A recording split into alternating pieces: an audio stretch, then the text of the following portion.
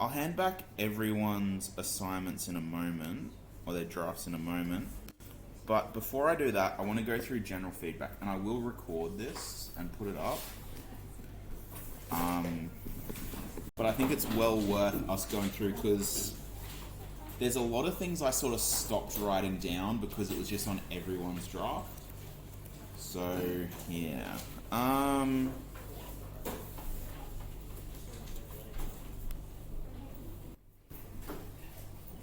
this is due next Friday, right? Friday week, yeah. 8 days.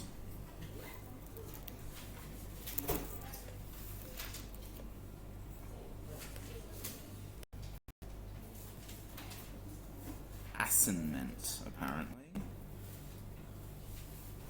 I'll put it up with Unit 3. Feedback. Okay. So I did take some notes the other day when I was going through these. And I'm just going to put like a thing down and I'm going to talk to it. Oh, excuse me. My nose is itchy.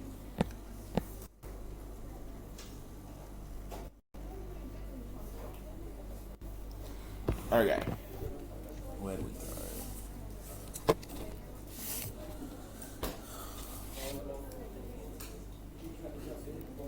Okay.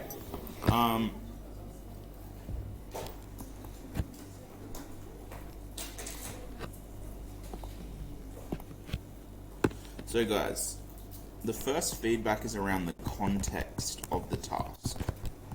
Can someone tell me what the context of the task is? Tyler? Yep. And can I tell you how many times I reread that same sentence I wrote into the task sheet? It's just been like copied directly over. Is that what your assignment is about, though? Yes. I mean, in a vague way, yes, that's the real life context.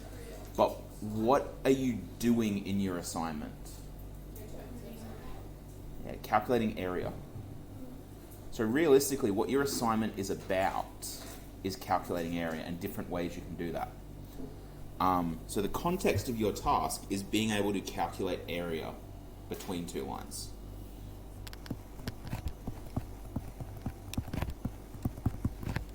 That's really your goal. Some people have given me these like huge paragraphs about like weirs and how they don't affect habitats and stuff, and I couldn't care less. This is a maths assignment. Your word count should be spent talking to me about the maths. Just on that, yeah, so calculate area, not talk about weirs. You can briefly mention that like we are calculating a weir. Good morning. Oh, they're just wild. Can I see you for a second? Yeah, sure. So where are yours? Actually, while I do that, can you go grab the assignment and hand them out?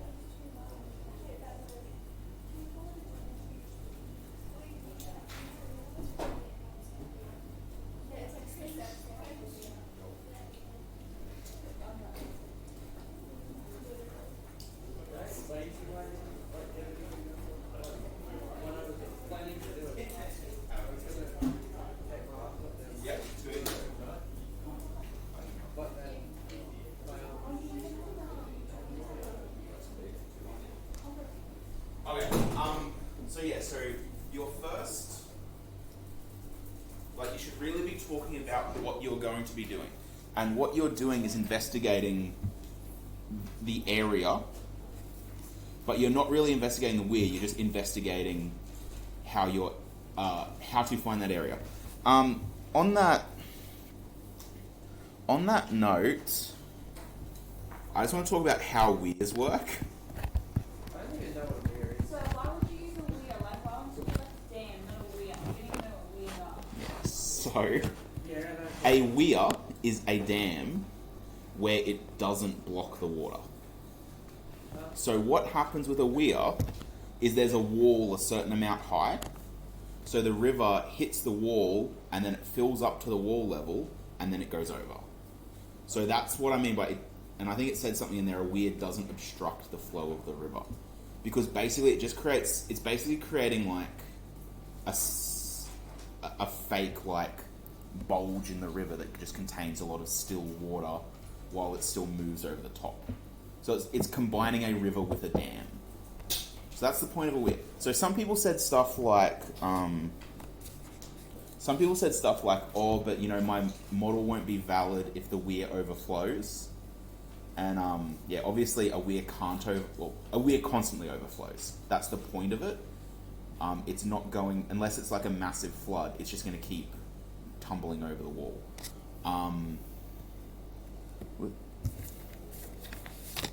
With that, a bunch of people said something about they assumed 0 meters was where the river was. Doesn't really matter where 0 is. Like, I would say that river is not at 0 meters, because elevation is always given from sea level. So the site where you're building it might be like 10 meters above sea level, and then it rises in the little bits above that. So I wouldn't talk about assuming that the water level's at 0, because it won't make a difference. You're not asked to do anything apart from height. Like, the only reason height matters is so you can figure out where to draw your line. So I wouldn't worry about 0 meters. So how weirs work, always overflowing. Yeah, that's probably my Charters Towers coming out, because Charters Towers has a weir right next to it. So everyone's still familiar. You guys, not so much. Sorry? You made this probably not having. Yeah, but like, you're making it sound super dramatic. Oh, we don't even know what a weir is. Like, Google isn't 3 seconds away. Because we don't have enough roads together. Are you talking about feedback for the introduction stuff? Yeah. Oh no, some people did the 0 meter stuff in their observation assumptions, and we're about to talk about that. So I'm just going to say 0 meter water level, not relevant. So if you've talked about 0, like assuming that the water level starts at 0, it's just not important. Just not important. Okay, observations assumptions. This one is important.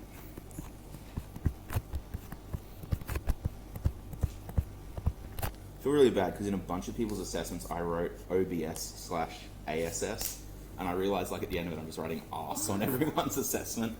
But observations and assumptions. This one is really, really important. That's what I didn't do.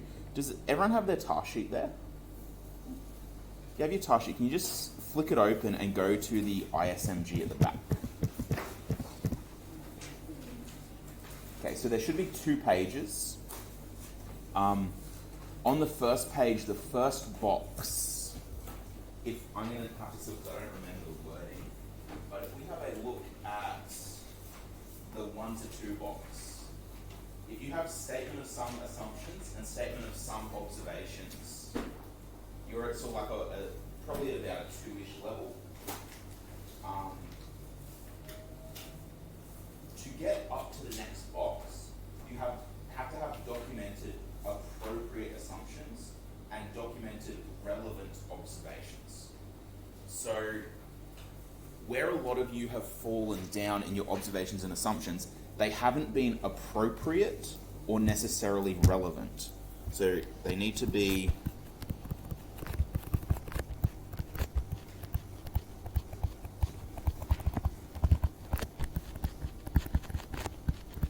and this is why I brought up the fact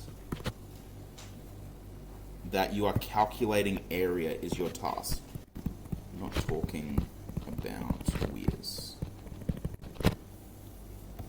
So your observations and assumptions should all be relevant to the fact of how you're going to calculate that area. Yes, This isn't my work. isn't it? No. That might explain I couldn't find someone. Like, so a really good flop that's motors is. Okay, that's what happens in cases. Wait, There's is no it- last one. So which one's yours? Like, Wait, I was looking at yours and I'm like, that's really ugly. because I went And through like, it and I only had like. Yours might have gotten split up into two. So this one's yours. Well, see, mine will have my name on the top. is it the other? Oh, so this is the self-school. Yeah, so Yeah, right. See that? that's Or fine. Oh, that's yours. Yeah, I'm gonna see if I can close it. Oh, there you go. Ah. I've got 2 blank pages in the middle. Yeah, my printer in the staff room is sucking up blank pages sometimes. It's just happening. Okay. So, back to observations and assumptions, guys. They need to be appropriate and relevant. So that means to your model. So one assumption that I gave everyone, I said this in class, so I'll say it again. I'm not going to give you any more for free, but I will say this one. When you estimated where your points would be, so when you had your, let's say you were trying to find 16 meters, for example, you looked at the 15 meter mark and then the 20 meter mark. Some of you just estimated where 16 would be based on that. Some people used some maths to figure out where 16 would be. If you did that, you're making an assumption. Does anyone remember what assumption you're making? Yeah. So if someone had, like, if this is their 15 line and this is their 20 line and they wanted to be at 16 and they were looking from between there and there, most people said, okay, 16's about there. What assumption are you making when you say 16 will be about there? Sophie? The elevation's at a steady increase. Yeah, that it's a linear increase from there to there, like the elevation goes up at a steady rate. What happens if you looked at a side view of that, what you're sort of assuming is that the elevation is like that. So 1 meter up will be 1/5 of the way along. But what if the elevation is like that and 16 meters is over there? You don't know that, so you have to make an assumption. And your assumption is that there's a steady increase. Sorry? Even if you've calculated, you've still made that assumption that it is a I've lost the word already. That it is a steady increase. Does that make sense, guys? So that is a relevant assumption because that affects your model and what you did. Yep. How do we like talk about that in the evaluation note? So in the evaluation, say like it was assumed that there was a steady increase. If that wasn't the case and the assumption was wrong, that the error will be slightly out or something like that. You just need to mention that. We wouldn't have to talk about that. Not necessarily, no. It's Yep. recording. Yeah. So that would be an relevant assumption. I'm trying to think for a observation that would be relevant.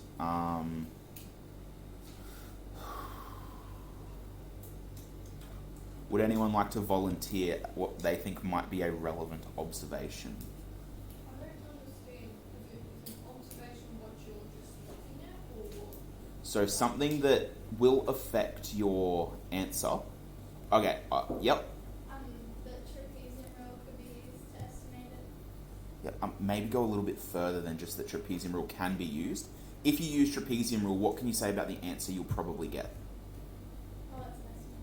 Yeah, so an observation is trapezium rule will only be an estimation. What were you going to say, Jacob? The amount of slices you have also affected. Yep. So the accuracy, an observation would be more slices would improve accuracy. And we're going to get to that point in a little bit.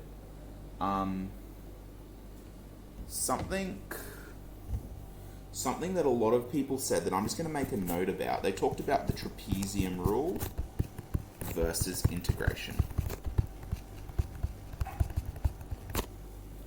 For the trapezium rule, where is the inaccuracy from? But we're estimating it. The O. Yeah, because it's It's trying to match a straight line essentially to a curve. And that goes into what you said, the more you have, the more accurate it is. But the inaccuracy comes from the way it calculates. Does that make sense? The way the trapezium rule calculates area is inherently not 100% accurate. Because if this is your curve, and you have a point there and a point there, it does a straight line between them. So it's not going to perfectly match the curve. So the trapezium rule in and of itself has inaccuracies. For integration, is integration perfect? Yes and no. It will perfectly find the area under the function that you give it. Is the function that you give it going to be perfect? No. So where does the inaccuracy in integration come from? Yeah, from the function that you guys have created. So that is definitely something that you could talk about in your observations or assumptions. Both methods that you're going to use have a version of inaccuracy in it. There's a few people that in their reports told me that integration is the correct answer. And it is the correct answer for the functions that you put in, but you're assuming that your function perfectly maps what you're trying to find, which I can guarantee you it won't, because that's pretty much impossible. So that is something that you could definitely talk about. But your observations and assumptions, yeah, they just need to be to do with the maths or to do with the answer you're eventually going to come up with. So link to your process slash, this is for both. Both of them need to be linked to your process or your results. So in a lot of people's, I will have said something like why or how or what does this mean? And what I mean by that is, what does this mean for your results? So if you have said, I will use the trapezium rule, the trapezium rule can be used to approximate it, however it will not be 100% accurate.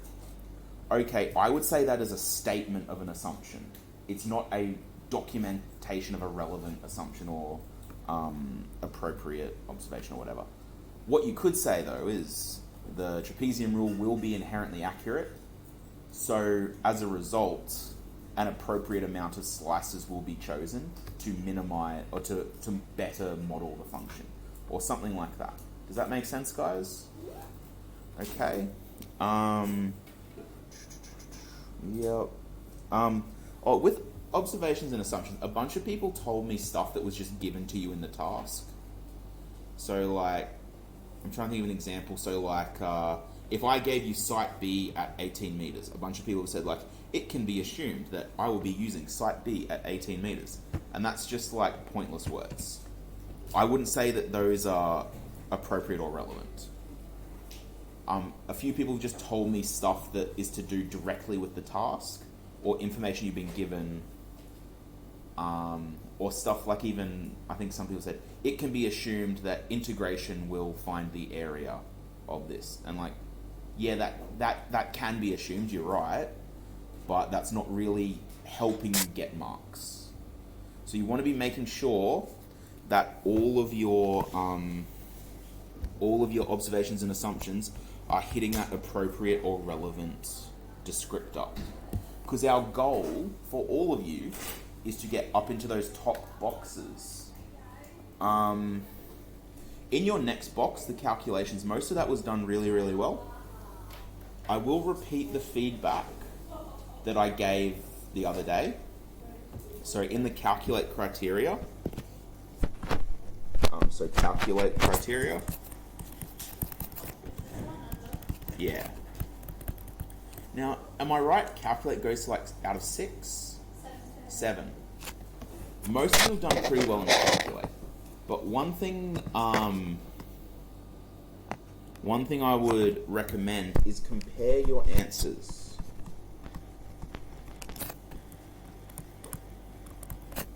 Compare your answers.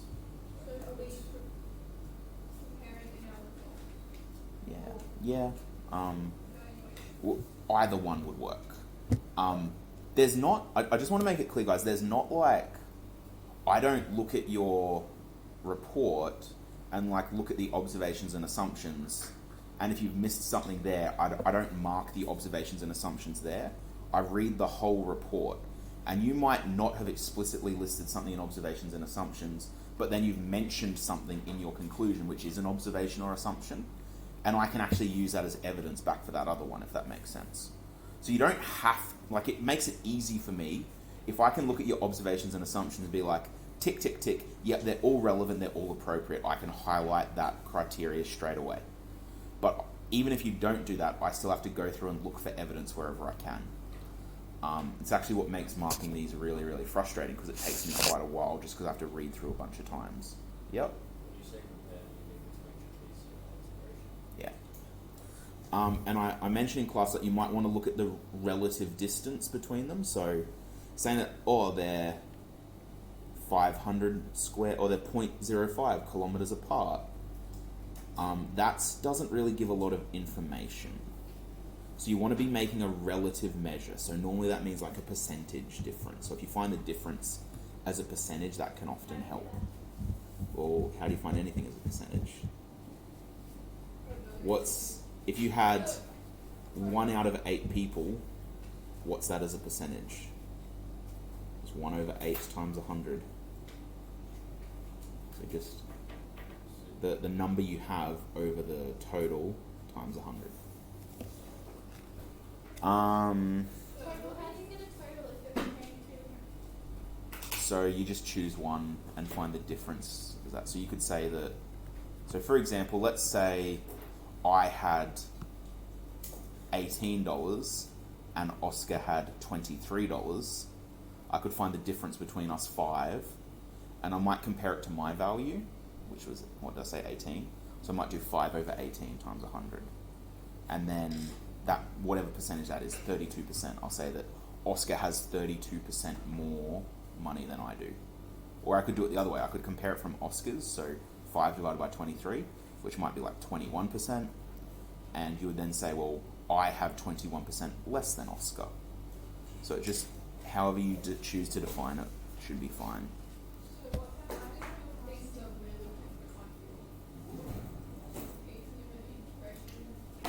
for integration? There's a few people where on theirs I said, I'm pretty sure you've made a mistake.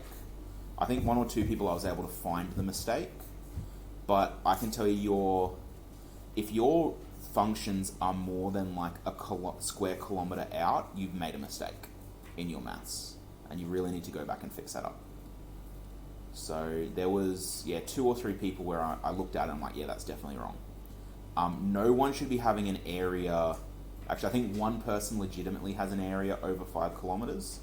No one should have under. Everyone should have a more or less reasonable figure for their answer. So if you found that one of them is reasonable and the other one's not, you've made a mistake somewhere and you're working out.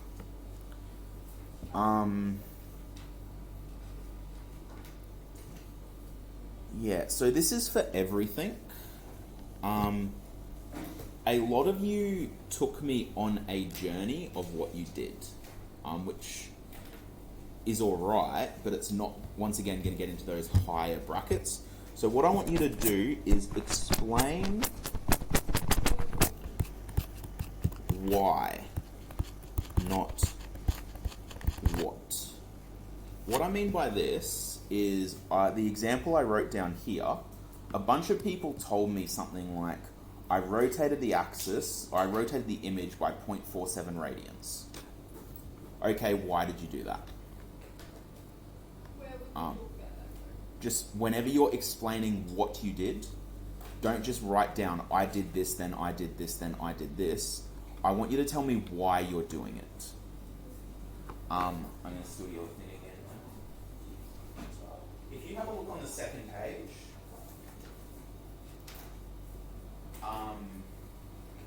the third dot point in each of those boxes is about decisions. So for the middle box, you've got statements about decisions made relevant to the task, and justification of decisions made using mathematical reasoning. This is one that is historically done really poorly across all of the senior masters, and it was probably our fault for not teaching it to you it's really common. So in that example, someone's talked about how they rotated the image. Okay, you've made a statement about a decision you made. I decided to rotate the image. To get that into that top box, you then have to justify why you did that. I rotated the image because I realized that it would make the functions, I could clearly see that if the image was rotated, the functions would map quite clearly to those dot points that I'd come up with. Or I rotated the image so that the dam walls or the weir walls would be parallel with the x-axis, which means it would be easier to calculate the areas without having to find extra bits. Does that make sense, guys? So you need to justify why you've done things. A really easy one there, tell me why you chose the amount of slices you did. Some people chose the amount of slices for their trapezium rule so that it evenly went on the axes. Some people chose them just because they decided they needed a certain amount. Justify why you made that decision, and I can give you those marks up in that other box. So the reason why that's important is to justify decisions made.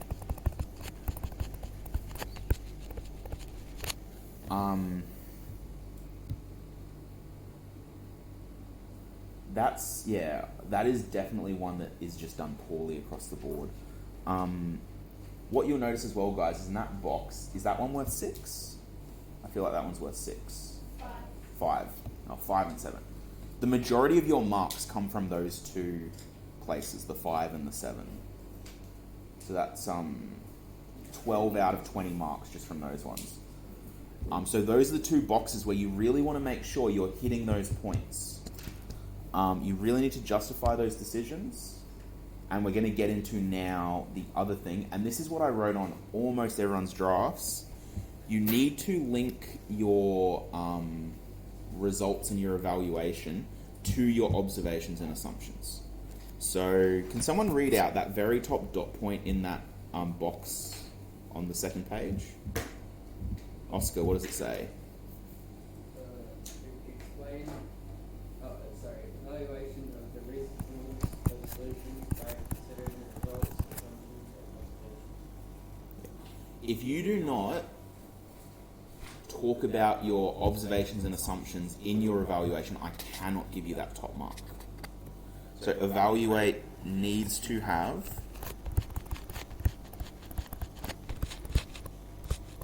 obs/assumptions talked about.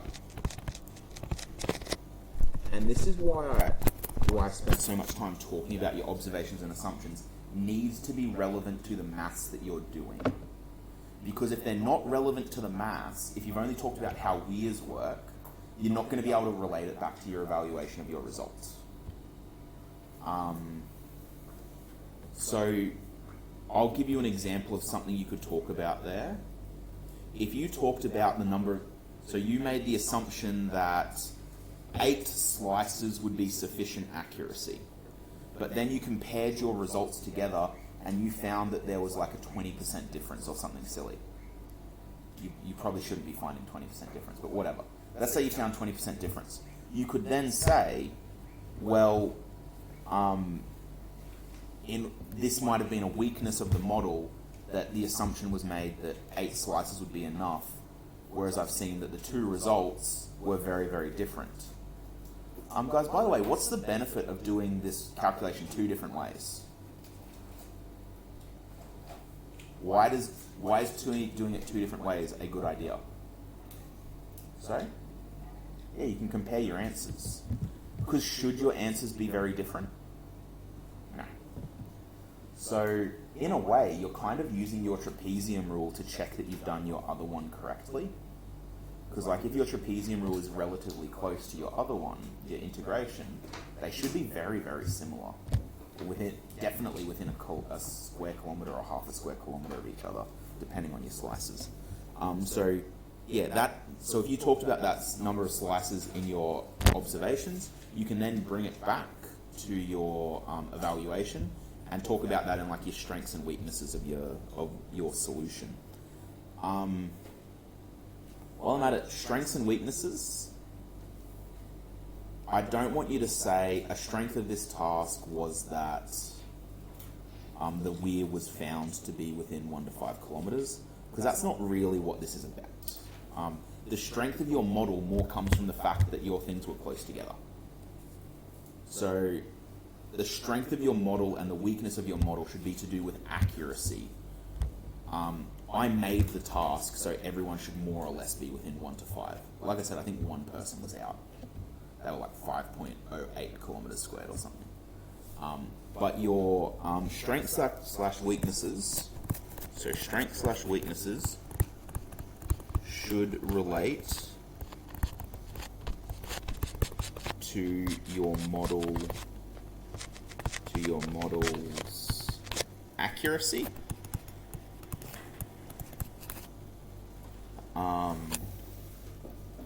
And the other thing you could sort of talk about as well that I think might be valid is their effectiveness.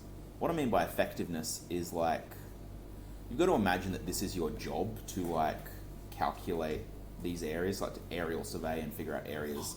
Would you want to, like, do you think your models would be effective? Do you think they would be easily replicable?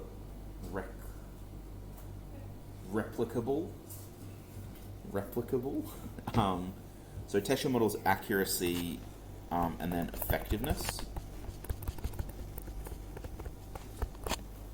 You might have found that the trapezium rule was just, you might think is super not good for this task. And you might say, well, really, because we're doing all of the integration using digital methods, so the calculator's doing the integration for us, if we can just figure out the function, we probably don't even need to compare it to the trapezium rule. That might be something you talk about in a strength and a weakness of your approach. Up to you. That just reminded me of something I was going to say. Yeah, so a lot of people in strengths and weaknesses, for some reason, it was just like the issue du jour was people talk about rounding, and I'll be honest, guys, I could not care less about rounding. Even if you did have a rounding error like really early on, it will only be like a tiny error later on, or it should be a tiny error later on. You can definitely mention it, but I think 1 or 2 people, like their entire thing was like all of their strengths and weaknesses were around rounding, and it's not really a meaty topic to talk about. You can talk about like, yeah, I made sure there were no rounding errors by keeping all the values digitally so that everything was stored and I don't need to worry about, losing any values. But even if you round it to like 4 decimal places, you're not going to have a significant error. I just wouldn't stress about rounding. Okay, this one was threaded throughout people's reports, but people said that, okay, the trapezium rule is an estimate, therefore it's crap. But I want to make it really, really clear that an estimate does not equal inaccurate. And ironically, I was about to spell inaccurate inaccurately. So an estimate does not mean that your results will be inaccurate, because it's a mathematical estimate. If I asked you, okay, look at the page and estimate how much area yours is going to be, yeah, that's inaccurate. But you used a mathematical model to come up with an estimate. So there may be some inaccuracies in that, but it's still a reliable estimate. Does that make sense? Just because something's an estimate doesn't mean you just throw it out as being rubbish. It can still be a good estimate even if there are some inaccuracies. And like we said before, both of your methods will have inaccuracies in it. That doesn't mean they're rubbish. Your job in the report is to justify why you've minimized those inaccuracies to make it the best model you can. Okay, is that clear? Okay, one other thing. I might have to flip my computer back around. Just a note with using equation editor. Hello.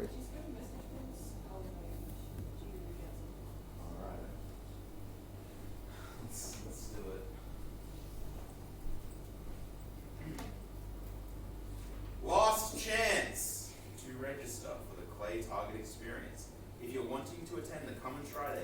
Saturday from 9 to 12.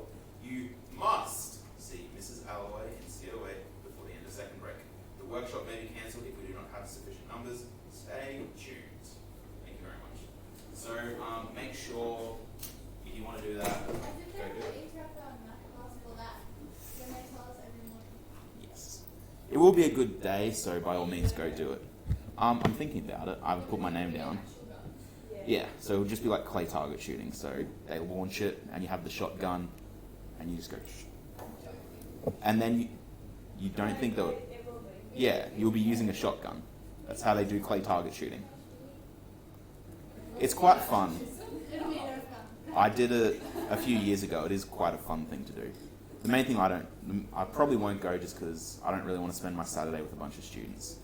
Also, I think I'll be in Townsville this weekend, now that I think about it. Anyway, that's beside the point. So with equation editor, guys, the reason I bring this up is a bunch of people in their report, it's not a huge issue, but it's really annoying for me to read. They wrote, like in their thing, it would say kilometers up arrow squared. That's really frustrating. I'll just show you a trick you can do for those of you that don't know. It's really, really easy. That's still going. Where's my mouse? Do I have a Word document open? Oh, that's someone's thing. Okay. You guys can see that. Okay, if I wrote km squared, if you go highlight it, and then you press Alt plus, it puts it into an equation for you. And in equation editor, that up arrow is keyed in to be the automatic superscript. So I'll just show you again. So you have your thing. If you highlight it, you can either go into insert equation, or I just normally just use the shortcut Alt plus. And once it's in there, it still looks the same, but if you just press space after the 2, it'll turn it into a superscript for you. Yep. You also have subscripts. Yep. So if you do underline and then 3, it'll do that at the bottom. What do you go out of the equation? Oh yeah, you can do it that way, yeah. But I find that way more annoying. But yeah, if you, that's it there, isn't it? Yeah, So if you go like KM2, but then you have to highlight you it don't have to and highlight it, so you can just press that before you. yeah. I would suggest if you are doing anything with involving numbers, this would be my suggestion. If you wrote like, area equals 567.234 km squared, I would just HM squared apparently. There you go. I would take that whole thing, Alt plus to chuck it in an equation. Yeah, it looks nicer, it's easier to read, and it's a slightly different font, which makes the numbers clear. So yeah, I would just suggest that if you are one of those people where, I think I gave up on circling, like all of the up arrow 2s, because it just makes it difficult to read. Is there anything else I want to say? I've been through my dot points, I'm just trying to think if there's anything else I thought of, and I don't think there was. Okay. We might leave that one there. Do not save. Are there any questions about the task before we move on? Or what I've said? Yes? You're saying the up arrow wouldn't change your mark. There is a mark on your criteria sheet for use of technology. If you haven't been able to use, if you've shown me that you don't have the skill to use Microsoft Word, that's kind of a mark against you in use of technology.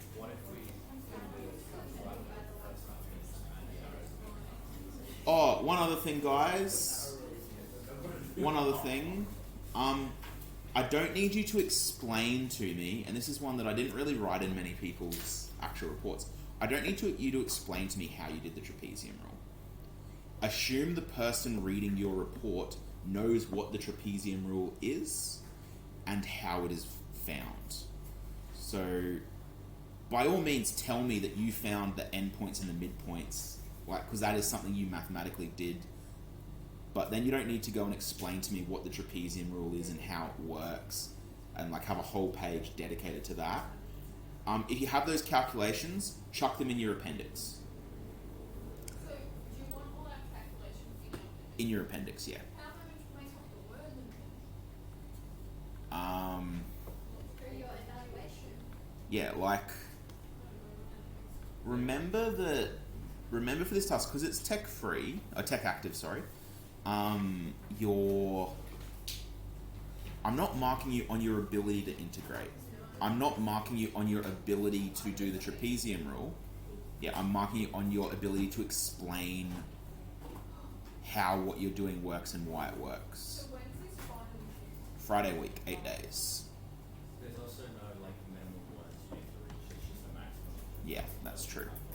Oh, you can't Yeah.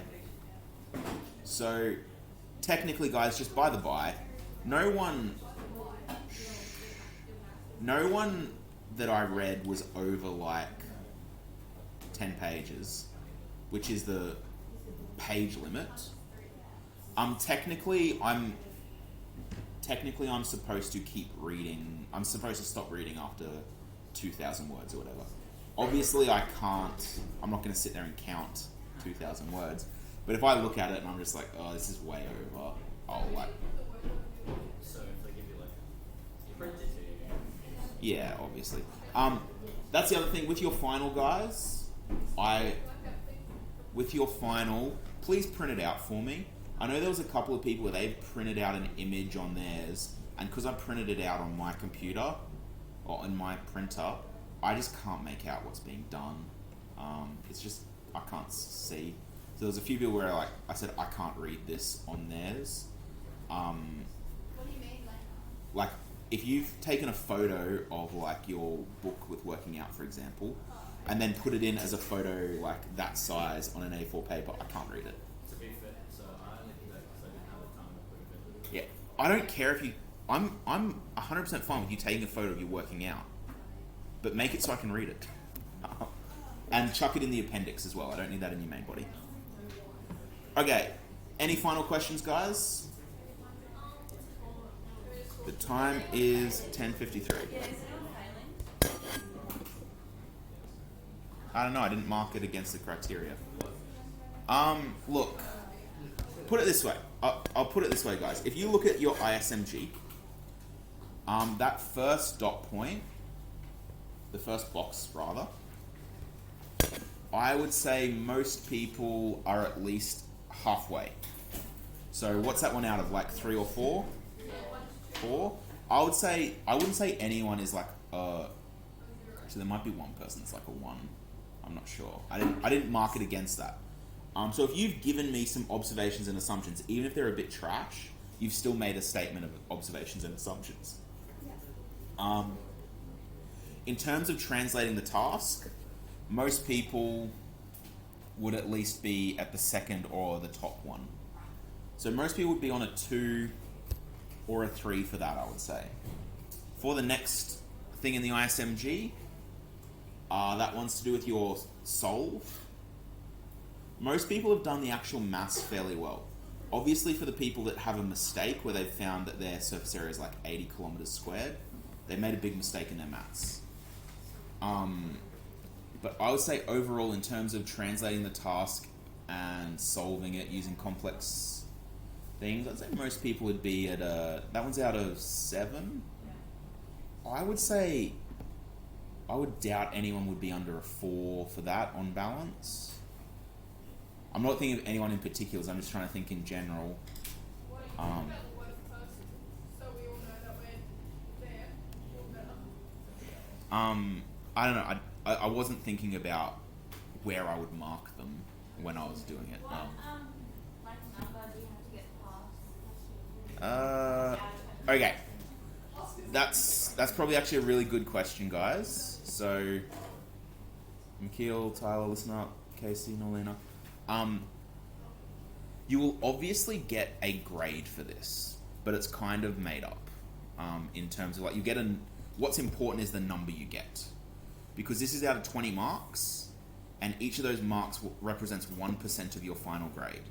If you get 20 out of 20, that means you've locked away 20% of your final mark already. You're at 20 out of 100 for the year already. So yes, you could fail. Like I would say, no one in this class should be getting under 10. Like absolutely not. If you do a decent maths job and a decent job on your report, you should be getting at least 15. I will go so far as to say I'll be disappointed in you personally if you get under 15 for this task.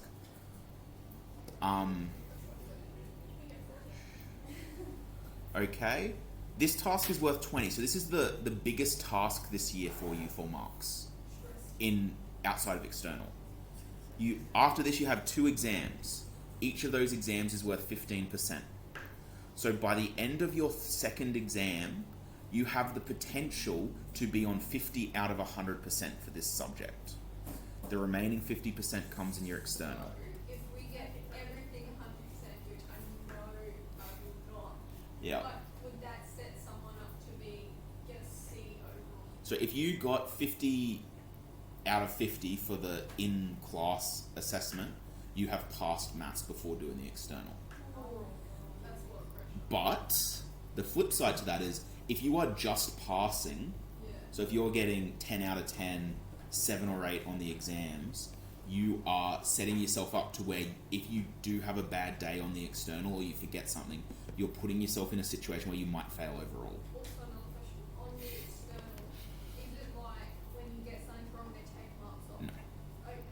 Do they do it for like all subjects where they don't take any marks off? Or is it- I believe so. Wait, I don't think you can lose marks. It's just, but like, yeah, you will get a mark out of whatever. Yes. This is kind of a bit off topic, but I had someone who did essential math got like ATAR 80. Does that mean like if we do math methods, we're like surely going to get above 80? No. I'm not 100% sure how ATAR I works. did an ATAR calculator in ILC just before, and I just put my things at like 65%. I got 65% for each subject for the whole year, and it gave me an ATAR score of like 85.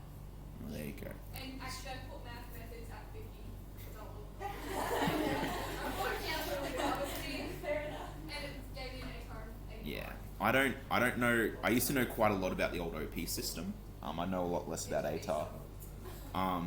I'll try. But in the old system, it was depending on how you sit in your class. So if you were the top of methods, you'd get 400 points. And then they would compare our methods class to every other methods class in the state. And if our methods class was better than the other methods classes, that 400 might be worth then like 500. Or if we were worse, that 400 might be worth like 320. So that's the way it used to be. I don't think that's like it anymore. I think it's just based on your points. So yeah, the last one was like competing for the best school in Because now they tell us to like, we're allowed to collaborate. Yeah, well, you still had to collaborate in the OP because classes were compared to classes. So you wanted to do well personally, like you wanted to be at the top, but you also wanted everyone else not to be a dumbass. Because if you got a 400, but then 5 people in your class failed, that would bring your class average down. And so if people failing in your class might stop you from getting like that really high OP you wanted, because your class, it's why OP was really difficult for rural schools, because first of all the classes aren't as big, so one person would bring it down. yeah, and also in Brisbane they would have like like if you went to Brisbane State High, they might have 8 methods classes, like full classes of 25 students, or maybe not 8 methods, maybe like 3 or 4 methods and like 8 general classes or something. So that they could like stack classes in certain ways, so they might put all of their kids that they thought were going to get an OP 5 and up in a single methods class, and all of a sudden their class looks amazing when it comes to calculating OPs and stuff. But yeah, I don't think your class matters anymore. I think it's more just your personal results, and just a certain percentage gives you a certain thing. So in terms of general, as someone who did essential, that wouldn't count as one of their ATAR subjects, so that wouldn't go towards. It can, It can. because with ATAR you can have 4 general subjects and 1 essential, so they could count that. One plus. It's their one, yeah, sorry, Yeah, but that doesn't count towards their ATAR. It does. One applied Their subject. best one applied Ah. subject. Right. I thought it was your best. I was pretty sure that, Fairly sure. It let me put an applied subject in. I think it but I don't think that. recognizes it, but it doesn't like that. Yeah, it doesn't. Like, if you got an A plus in essential maths, or if you got a B minus and you didn't do essential maths, it wouldn't. Yeah, it would affect it in that you're not doing a harder maths, so you might have like. It might end up that maths is your worst, and then it just gets disregarded or something. But I'm pretty sure it doesn't. Applied subjects do not count towards your ATAR. But some people only know five. That's why Yeah. I'm thinking that one applied would be included because you need 5 subjects. Is it not? That's what I would assume if you're not doing 5 general, that you're not ATAR eligible. So No, you can they do explain to us. Oh.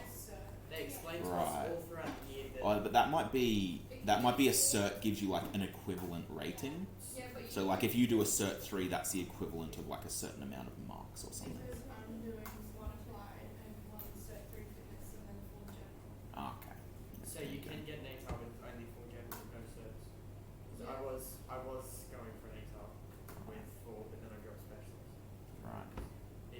They hammered it into us all last year. It was your 4 general and 1 your best applied or 5 general or Right.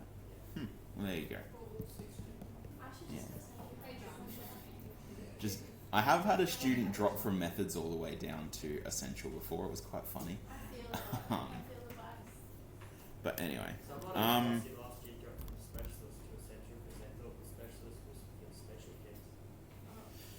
well, there you go. Guys, we were going to do some start on logs today, but we have 15 minutes left. It took longer to go through that than I was expecting. But it was Um, good. I think I'm hoping you feel a bit more on task for your stuff. I will be at Hub on Tuesday. Ooh. Yeah, I believe I'll probably go Tuesday and Wednesday next week. But after that, my Hub day will be moving to Wednesday. The reason for that is Mr. Todd's already there on a Tuesday, and we thought it might be better to have a methods teacher on more days rather than having them both there on the one day. So if you want to go on a Tuesday and get help with something, you can still go to Mr. Todd on a Tuesday or me on a Wednesday. But I will, probably be there Tuesday and Wednesday next week. Yes, real quick.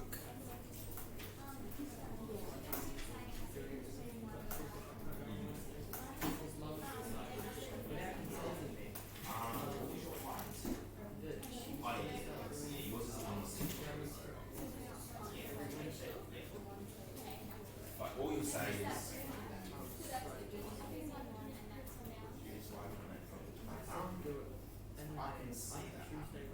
What I would probably do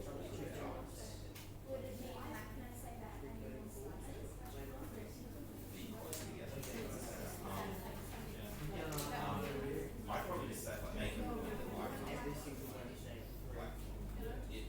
your site at that height would probably be different for the task function you get. Does that make sense? Like you calculated it, but then like it doesn't fit with what the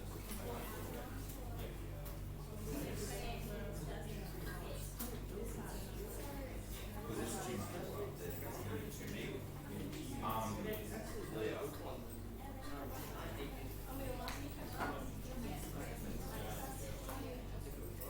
Yeah.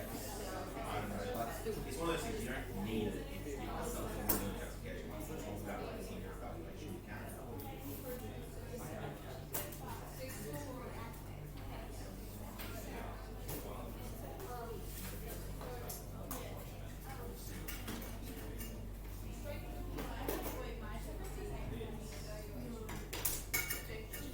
Yep. Or, I think some people don't do justification. Like I said, as long as these documents being met, as long as they are being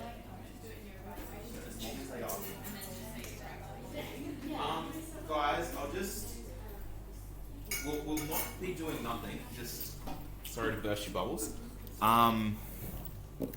For logs, that's not what log laws. What I want you guys to do, just for this last, it's only 10 minutes. No, may as well not.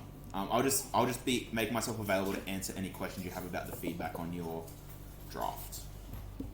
Yeah, and we do have some people. Tomorrow we'll just start off on logs. We will probably do a really quick reminder of the laws, and then we'll go on to E and LN, and then we'll look at some practical solving problems.